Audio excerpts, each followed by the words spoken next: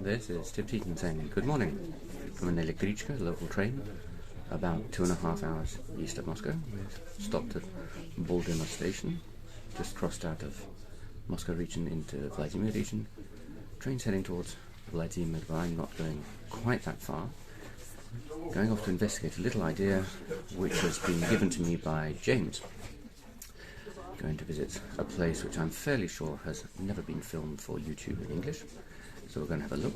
There's nothing specific to see there, but there is a special reason for going. Of course, I'm accompanied by my good friend and travelling companion Kabanchik Timofey. We've got about another half hour to go before we arrive at Undol, which is the name of the station in Lakinsk, and from there we'll set off in search of what we want to find. So get moving, and hopefully there'll be some interesting things to film for you.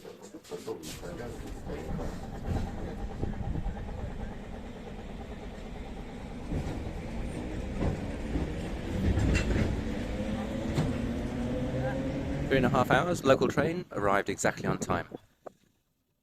Strange station, Undol, appears to be split into two completely different sides. I'm on this side, and over the other side, train's going the other direction.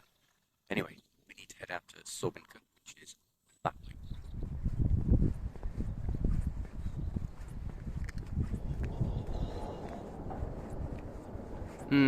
Getting out that way might be harder than I planned. Everyone else has gone left towards the station, and on the right all I can see is that high wall.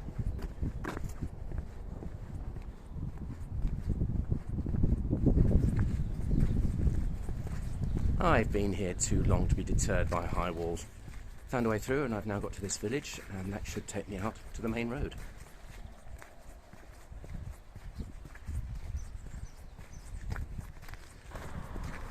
Walking through the village from the station, I've come across this up a little side street, which is a memorial to those who fell during the Great Patriotic War, 1941-1945. Taking a look at memorials like this, you're reminded that in small places, it's often whole families that get affected. You can see there's actually only a few different surnames on here, and some of them are repeated 6 or 7 times. Coming out onto the main road, according to the gentleman at the station, it's about 3 kilometres to Sorbinka.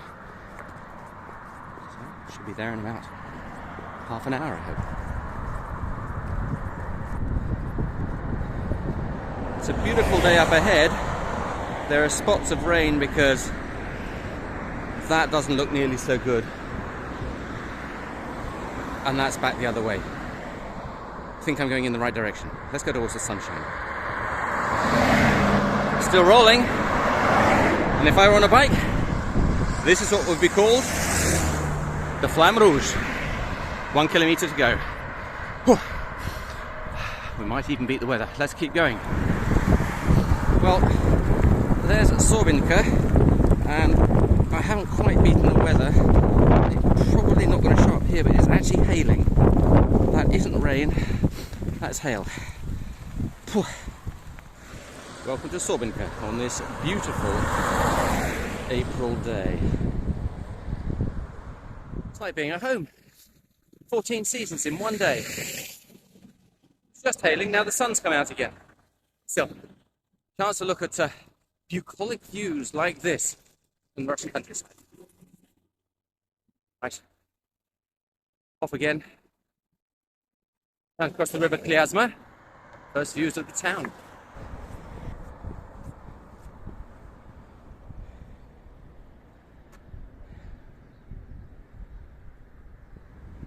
Coming off the bridge over the Kliazma, you come down to this little square.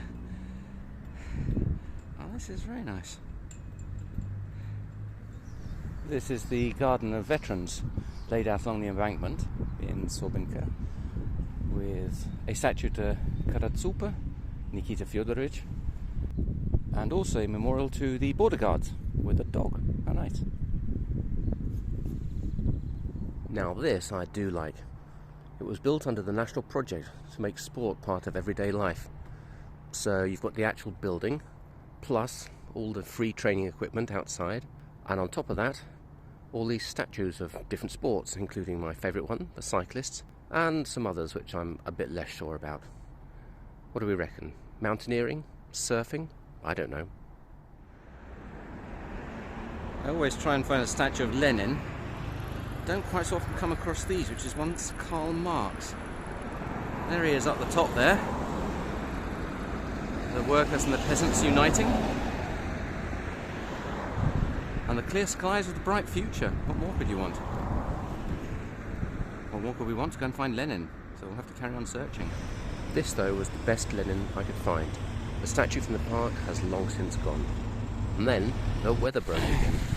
Well, since the rain's chucking it down, I've decided to get something to eat, and I found this Stalover dog hiding from the rain. But look at those prices. I wonder if those are really true. Salads from 17 rubles, soup 35 rubles. Main dishes from 48. This has to be checked out. Inside, it was just like stepping back in time. Kabanchik Timofey was having trouble reaching his meal, but for 315 rubles I had my fill, and it was delicious. So here we are at the village of Piribor. Dog's very pleased to see us, and I'll explain all about this once we've got to the second point, which is a bit later on. But as you can see, someone else was already here waiting to meet me. Kabanchik Timofey, the great traveller. So let's go and have a quick look around this village, and then we'll go to point number 2 and we'll explain what's going on.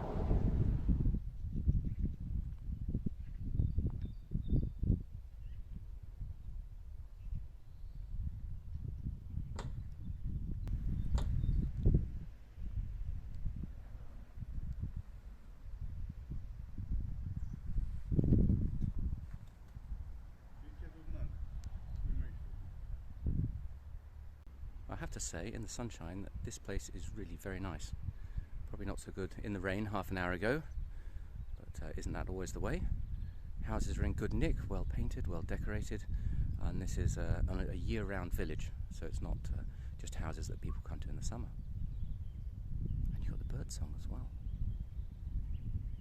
Piribor, we already love you. This is the main road in town, and by all accounts the only big road, making this a sort of Wild West one-street town. And the end of it are apparently the only traffic lights in town. Now, I can't state that as a fact because I've confirmed it or checked it, but I have been told that, and I haven't seen any other traffic lights, so maybe that is the truth. These really quite beautiful red brick buildings, which are constructed in a sort of U shape, were originally built to house the people working in the textile factory, which is just behind it. But of course, the factory closed down long ago. The workers lost their jobs. People have moved out.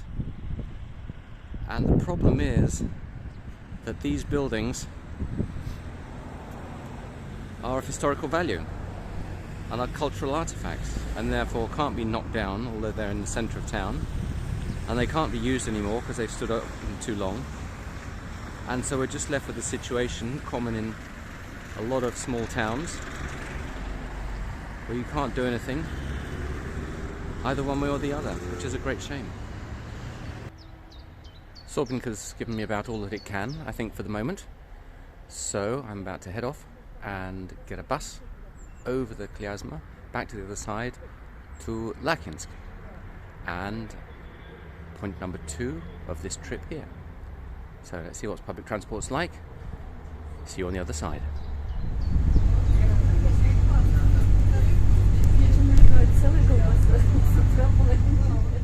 In the gathering storm clouds, it's time for a walk into Lakinsk, which is ahead of me there, in the rain, again. Oh well. This, back on the Lakinsk side of the road, is the textile factory, which is a pretty poor shadow of what was on the Sobinka side of the road. But this is what is left. And as you can see, it started snowing again. Of course, that isn't really the actual factory, it's just an outlet shop. So I went in and did my bit for the local economy and bought 4 pairs of socks. Sometimes it's the little things you find. I've seen a lot of gas pipes in my time. They're all over Russia. This is really the only way of bringing gas to houses, and they're usually done like this. But in all the time I've been here, I've never seen that as a solution. I like it. I really like it.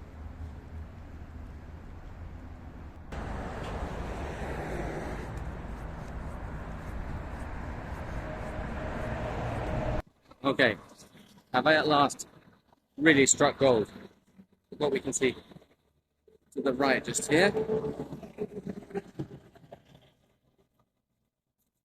That looks like the Lakinsk brewery.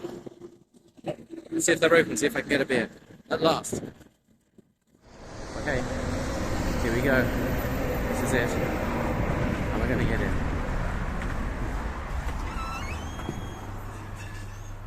Okay. That is one popular place. The line's all the way out the door by the time I finished. So, again, nowhere to sit and drink it, so I just had to pick up 3 cans. And I'm going to try and find somewhere to enjoy it a bit later.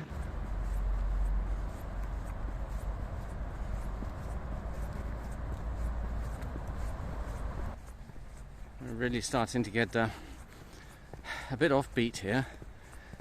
I've turned left off the main highway, which is called Prospekt Mira or Ulica Lenina, depending on which bit of it you're on.